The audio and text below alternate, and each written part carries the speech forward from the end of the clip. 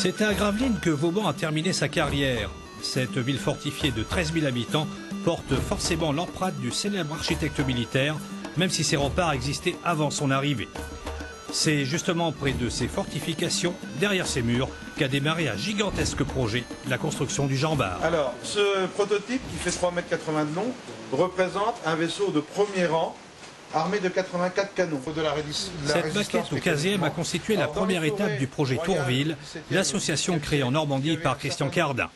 Mais c'est bien à Gravelines que le bateau est né, avec la pose de la quille en décembre 2003.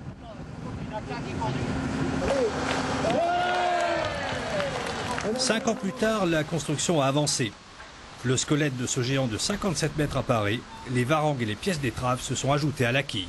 On a mis les pièces maîtresses, quand même les plus grosses pièces, et il y avait quand même toute la partie fondation. C'est un peu comme une maison. On commence à ne s'apercevoir que la maison existe que lorsqu'elle sort vraiment de terre avec les murs. On va rentrer progressivement dans des pièces de moins forte dimension, et donc ils vont être plus faciles à trouver, donc également moins chers certainement en termes d'approvisionnement de bois, quoi. Et bien sûr, ce projet entouré d'un fort scepticisme au départ attire aujourd'hui plus de 5000 visiteurs annuels venus de la région mais aussi de Picardie, de Belgique ou d'Angleterre. Des visiteurs qui commencent à y croire. C'est le même arbre. Je dois dire que nous serons tentés en effet de revenir, peut-être pas l'année prochaine, mais dans 2-3 ans pour voir l'évolution. Et puis bravo à ceux qui ont mis ça en place parce que c'est phénoménal. Il est fabriqué directement ici. La construction est aujourd'hui réalisée par des bénévoles mais aussi des RMistes en chantier d'insertion. Une taverne et une forge ont également été édifiées. Ce sont les prémices du parc d'attractions historiques que l'association espère bien monter autour du Jean Bart.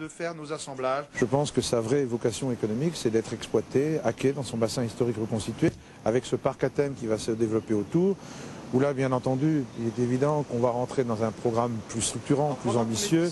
L'idée étant de faire venir des investisseurs purs, comme on investit dans un certain nombre de parcs à thème. En attendant l'arrivée de ces investisseurs, l'association Tourville fonctionne en autofinancement. C'est pourquoi le Jean Bart, s'il voit le jour, ne ressemblera à sa maquette que dans une dizaine d'années.